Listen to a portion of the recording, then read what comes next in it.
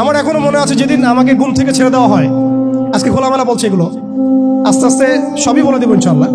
যেদিন আমাকে ছাড়া হয়েছে ওই দিন আমাকে বলা হয়েছিল যে আমি যদি ঘুমিয়েও থাকি তবু আমাকে ঘুমের মধ্যেও মনিটর করার জন্য মানুষ থাকবে।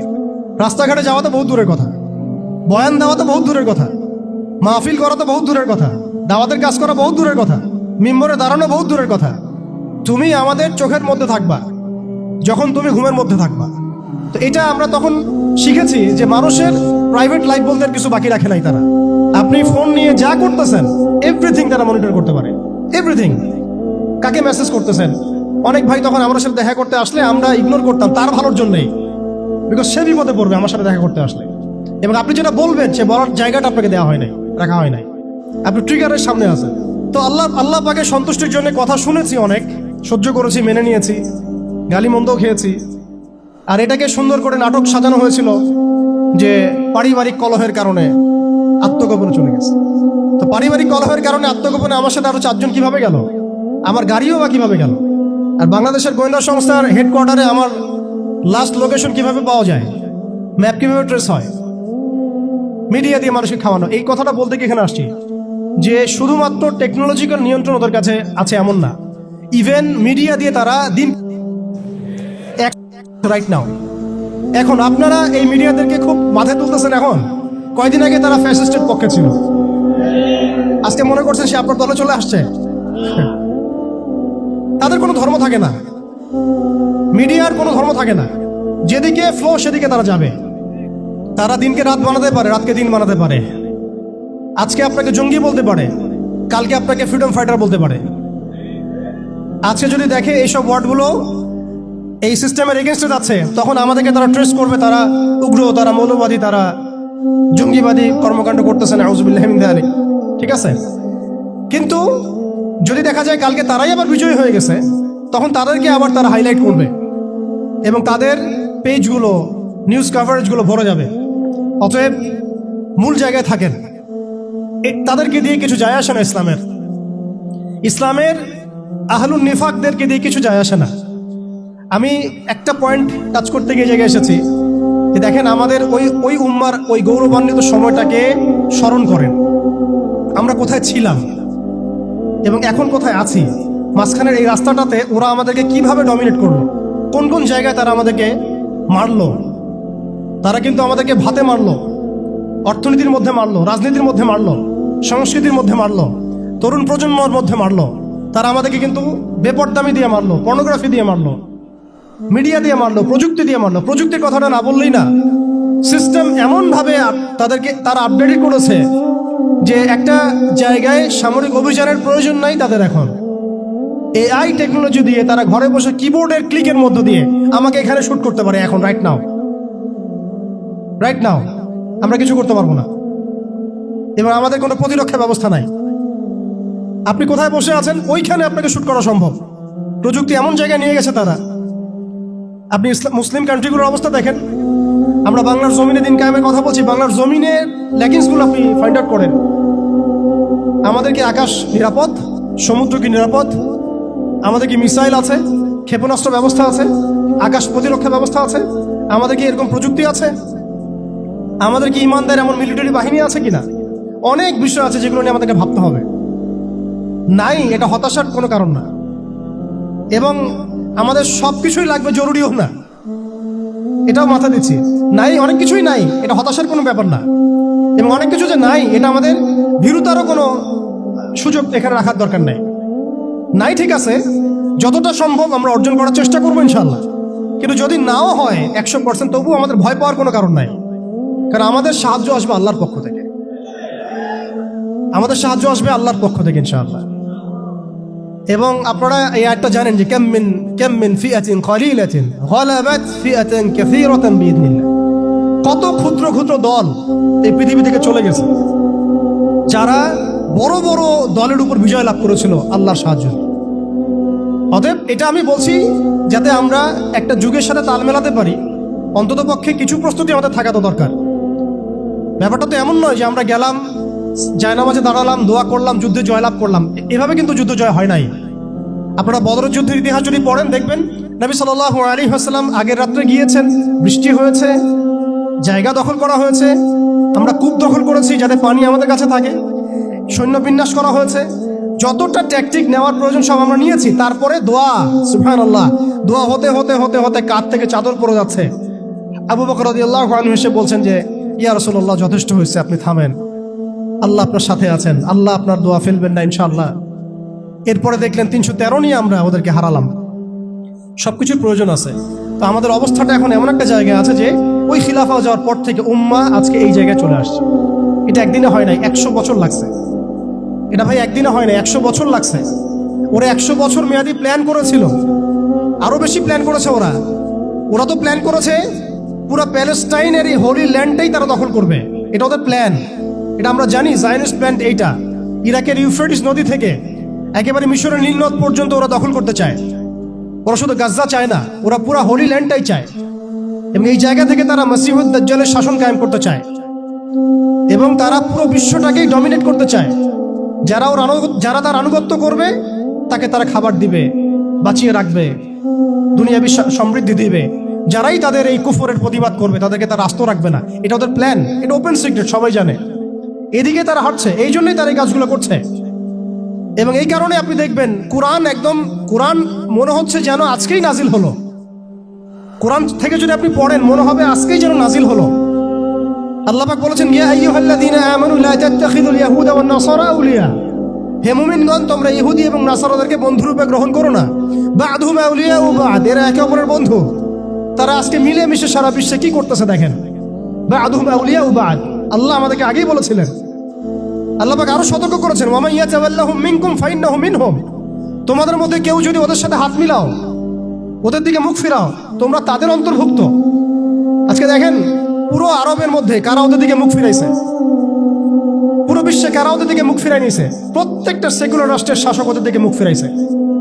প্রত্যেকটা ডেমোক্রেটিক কান্ট্রির শাসক দেখেন আজকে ওদের দিকে মুখ ফিরাইছে। আপনি এইসব তন্ত্রমন্ত্রগুলোর কথা আগে যেগুলো বললাম, এগুলোর দ্বারা যারা শাসিত হচ্ছে তারা কেউই ওদের থেকে বিচ্ছিন্ন নয়, বরং তারা ওদের অংশ এবং তারা ওদের পারপাস সার্ভ করতেছে ওই অঞ্চলে। দাজ্জাল কি আসলে? সে তো একটা ব্যক্তি হবে, কিন্তু দেখেন ওর সিস্টেম কিন্তু অলরেডি ডেভেলপ করে ফেলছে। সে কি প্রত্যেকটা জায়গায় পায়ে হেঁটে হেঁটে গিয়ে শাসন করবে? আপনাদের তাই মনে হয়? সে প্রত্যেকটা জায়গায় তার এজেন্টদেরকে বসাবে, এটাই বাস্তব। উমর রাদিয়াল্লাহু আনহু মদিনা থেকে পুরো বিশ্ব শাসন করেছেন। তিনি কি প্রত্যেকটা জায়গায় পায়ে হেঁটে হেঁটে গিয়েছেন? এটা কি পসিবল? ইসলামের প্রতিনিধি ছিল, সাহাবায়ে কেরাম বিভিন্ন জায়গায় ছিলেন তার পক্ষ থেকে। মসিহুদ দাজ্জাল অনেকটা সেম কাজ করতে পারে। দেখুন, খেয়াল করে সে তার অনুসারীদেরকে সব জায়গায় বসিয়ে দিয়েছে, সবাই তার ভাষায় কথা বলছে। বিবিসি, CNN, তারা যে ভাষাগুলো চয়ন করে সেই ভাষায় আমাদের রিপোর্ট করা হয়। ওরা যে মিডিয়াগুলো, FBI, ওরা যে রিপোর্টগুলো প্রদান করে, ওই রিপোর্টের আলোকে আমাদের এখানে প্রশাসনিক বাহিনী কাজ করে। তারা যেভাবে ফাংশন করে সেইভাবে কাজ করা হয়। পুরো বিশ্বটা যেন একটা সিস্টেমের মধ্যে নিয়ে আসা হয়েছে। এটাই হচ্ছে একটা দাজ্জালি ওয়ার্ল্ড অর্ডার। এই ওয়ার্ল্ড অর্ডারটাই তারা ফাংশন করেছিল আমাদের খেলাফতটাকে অ্যাবলিশ করার পর। এই কারণে আমাদের এখানে প্রশ্ন উঠতেছে যে উম্মার পুনর্গঠন কেন দরকার, কিভাবে সম্ভব? আগে আমাদেরকে বুঝতে হবে যে কোন জায়গায় আমরা চলে আসছি, কোন জায়গা থেকে। এখন কি আমাদের ঈর্ষা হচ্ছে না যে আমরা কোন জায়গায় ছিলাম? এখন কি আমাদের খারাপ লাগছে না যে আমরা আসলে কোন জায়গায় ছিলাম, আজকে কোন জায়গায় আছি? অনেস্টলি স্পিকিং, আপনি বলেন, আজকে যদি গাজায় 1000টা শিশুকে হত্যা করে আমি কি করতে পারবো? আমরা কি বুঝতে পারছি আমরা কোন জায়গায় আসছি? আর স্মরণ করেন সেই সময়ের কথা যখন একটা মুসলিম যুবতীর উপর চোখ তুলে তাকানোর অধিকার কারো ছিল না, এই ক্ষমতা কারো ছিল না। চোখ তুলে ফেলতাম একেবারে আমরা। ঘরের ভিতরে যদি বাহির থেকে কেউ তাকাতো অন্যায়ভাবে, চোখ উপড়ায় ফেলতাম আমরা। একটা মুসলিম রমণীর সম্ভ্রমহানি করা হয়েছিল এই সাবকন্টিনেন্টে, এই সিন্ধুতে, মনে আছে আপনাদের? তার সম্ভ্রমের জন্যে, তার সম্ভ্রম বাঁচানোর জন্য পুরা মুহাম্মদ বিন কাসিমের জাইশ আসছে। আমি কি চিন্তা করতে পারছি আমরা কোন জায়গায় ছিলাম? আজকে আপনি দেখলেন রেলে একটা মেয়ে যাচ্ছে ইন্ডিয়াতে, তার নিকাব খুলে ফেলা হলে কেউ কিছু করতে পারলো না। ওরা জোরে জোরে বলছে, বল বল জয় শ্রীরাম, বল, তারপর ছাড়বে না, আউযুবিল্লাহি মিন যালিক। বল জয় শ্রীরাম, তারপর ছাড়বো তোকে। বল মোদিজি কি জয়, তারপর ছাড়বো তোকে। চিন্তা করছেন আমরা কোন জায়গায় আসছি? আমাদের কি ভারতে মসজিদের অভাব আছে, মাদ্রাসার অভাব আছে? ভারতে কি মুসলমানদের সংখ্যার অভাব? তাহলে কেন এই জায়গায় আসলো? একটাই কারণ, রাজনৈতিক শক্তি না থাকলে উম্মার অবস্থাই হয়। রাজনৈতিক শক্তি, হ্যাঁ রাজনৈতিক শক্তি হচ্ছে এখন আমাদের মূল লক্ষ্য হওয়া দরকার। একটা অঞ্চলে ইসলামী ইমারা শরিয়া কায়েম করার জন্য 100% মানুষের 100% পরিপূর্ণ মুসলিম হওয়া শর্ত না। জি, বরং একটা অঞ্চলের মানুষের মধ্যে যদি মুসলিমে মানুষও একদম খালেস মুখলেস হয়, মুত্তাকি হয়, পরহেজগার হয়, ইমানদার হয়, একদম সিরাতের আদলে সব সুন্নাহগুলো মেনে চলে, ওই গুটি কয়েক মানুষের দ্বারা ইনশাআল্লাহ একটা বড় অঞ্চলে খেলাফা প্রতিষ্ঠা করা সম্ভব। আমি একটা এক্সাম্পল দিচ্ছি, আমি আমার আউট অফ হেডস কথা বলছি না।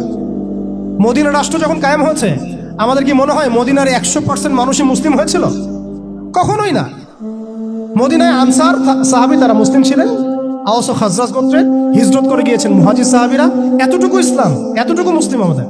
বাকি বহু অংশে মুনাফেক, আব্দুল্লাহ বিন উবাইর অনুসারী, আর বড় বড় 3টা গোত্র আছে ইহুদিদের, বনু কোরাইজার, বনু কাইনুকার, বনু নাজিরের, খায়বার ইহুদিরা আছে, পত্তলিকরা আছে, কিছু নাসারাও আছে আশেপাশে।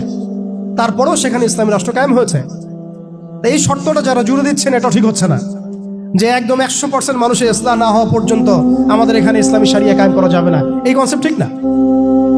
বরং আপনি দেখেন, একটু খেয়াল করে দেখেন, একটা এক্সাম্পল দিই, জুলাই অভ্যুত্থান, ঠিক আছে? এই সময় মাঠে ময়দানে ছিল সব মিলায় ধরেন 20% মানুষ এই বাংলাদেশের, বাকি 80% মানুষ ঘরেই ছিল, আজও ঘরে আছে, শরিয়া কায়েম হলেও ঘরেই থাকবে। আপনি খেয়াল করে দেখেন, তাদের কিছু যায় আসে নাই, তারা যেভাবে ছিল সেভাবে আছে। আগে ছিল একটা শাসন, তাদের কাছে মনে হচ্ছে এখন আরেকটা শাসন আসবে। তাদের চিন্তায় তো এতটুকু, চিন্তার লিমিটেশন এতটুকুই। একজন গেছে আরেকজন আসবে, এক তাগুত গেছে আর এক তাগুত আসবে, মদের বোতল চেঞ্জ হবে, মদ সেম থাকবে, ওদের চিন্তাটা এমনই। তো এত মানে আমাদের কঠোর চিন্তার প্রয়োজন নাই যে 100% মানুষ মুসলমান পরিপূর্ণ না হওয়া পর্যন্ত শরিয়া কায়েম হবে না। আমি এই পয়েন্টটাতে একটু সময় নিয়ে নিলাম। দেখেন ভারতের অবস্থাটা আমাদেরকে খুব পীড়া দিচ্ছে। ভারতের অবস্থা আমাদেরকে অনেক পীড়া দিচ্ছে না? এটা দেওয়ার পরেও কিন্তু আমি কিছু করতে পারছি না। এটা যদি আল্লাহ না করুক যদি এটা বাংলাদেশে হয়, আল্লাহ না করুক এটা যদি বাংলাদেশে হয়, তখন আপনার ফতোয়া কি হবে, আমাদের ফতোয়া কি হবে, এটা আমাদের এখন স্পষ্ট করা উচিত। এবং যেটার আশঙ্কা আমরা করি সেটার প্রিপারেশন কেন আমরা নিব না? যেটার আশঙ্কা আমরা করি বা যেটা আমরা বুঝতে পারছি এটা হতেই পারে, অসম্ভব কিছু না, তাহলে তার প্রিপারেশন আমরা কেন রাখবো না? এটা আমার প্রশ্ন আর কি। ভারতের মুসলিমরা কি কখনো ভেবেছিল আজকে থেকে 10 বছর আগে এমনটা হবে? ওয়াকফ বিলের মাধ্যমে আমাদের সব সম্পত্তি তারা গ্রাস করে ফেলবে, কেউ কি ভাবছে? আচ্ছা আমাকে একটা প্রশ্নের উত্তর দেন, আগামীকাল যদি দারুল উলুম দেওবন্দ তারা দখল করে ফেলে, বলেন আগামীকাল যদি তারা বলে দারুল উলুম দেওবন্দ আমাদের, এখান থেকে বের হও সবাই, কি করবেন আপনারা? না আমরা কি করব? ফতোয়া কি আসবে? কোন স্ট্রং ফতোয়া আসবে কিনা? সেটাকে প্রতিহত করার জন্য আমাদের জীবন দেওয়ার প্রশ্ন আসবে কিনা? এটাই তো কথা। যদি হ্যাঁ হয়, তাহলে আজকে আমরা ভারতের মুসলমানদেরকে মৃত্যুর হাতে ছেড়ে দিচ্ছি কিভাবে? আর যদি না হয় তাহলে তো কিছু বলার নাই। মানে আমাদের সামনে রাস্তা তো দুইটা, হয় তাদের সামনে, আমাদের বলতে আমি তাদেরকে আমাদের অন্তর্ভুক্ত করে বোঝাচ্ছি, তাদের সামনে রাস্তা দুইটা, হয় এখন তাদের মার খেয়ে মরবে জিল্লতির সাথে, থুতু চাটাচ্ছে তারা রাস্তায়, আমাদের মুসলিম ভাইদেরকে তারা থুতু চাটাচ্ছে রাস্তায়, মেয়েদেরকে নগ্ন করতেছে, বাড়িঘর জ্বালাই দিচ্ছে, মসজিদ ভেঙে দিচ্ছে, মাদ্রাসা দখল করতেছে, গরুর গোশত নিয়ে গেলে পিটায় মেরে ফেলতেছে, বাবার সামনে মেয়েকে ধর্ষণ করতেছে। সবচেয়ে বড় কথা, আমাদের নিরপরাধ ভাইদেরকে তারা একটা ইস্যু ক্রিয়েট করে হত্যা করতেছে। এটা একটা জেনোসাইড, গাজার মতোই একটা অবস্থা তারা সৃষ্টি করছে ভারতে, কাশ্মীরে। কথা হচ্ছে তাদের সামনে অপশন কয়টা? হয় তারা এই জিল্লতিগুলো সহ্য করে এভাবে লাঞ্ছনার মৃত্যু মরবে, অথবা প্রতিহত করে শাহাদাতের মর্যাদায় মারা যাবে, শহীদ হবে।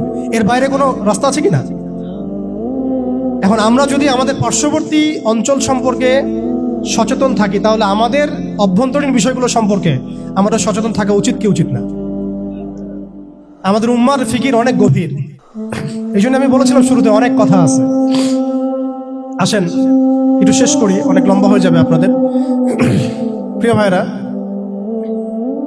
অবস্থাটা শুধুমাত্র আধ্যাত্মিক না, মানে ক্রাইসিসটা একটু বুঝেন, ক্রাইসিসটা শুধুমাত্র ইমানের ক্রাইসিস না, ক্রাইসিসটা শুধুমাত্র আমাদের সংখ্যার না, মানে আমাদের মসজিদের মাদ্রাসার না, আমাদের শুধু মিডিয়া নিয়ে সমস্যা না, শুধু প্রযুক্তি নিয়ে সমস্যা না, আমাদের ইন টোটাল ব্যক্তি জীবন থেকে নিয়ে পলিটিক্যাল সিস্টেম পর্যন্ত প্রত্যেকটা ডিপার্টমেন্টেই আমাদের উন্মাগত সমস্যা।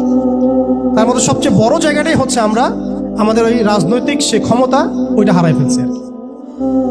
আল্লাহ পাক আমাদের সবাইকে উম্মার সেই হারানো জায়গায় ফিরে যাওয়ার তৌফিক দান করে।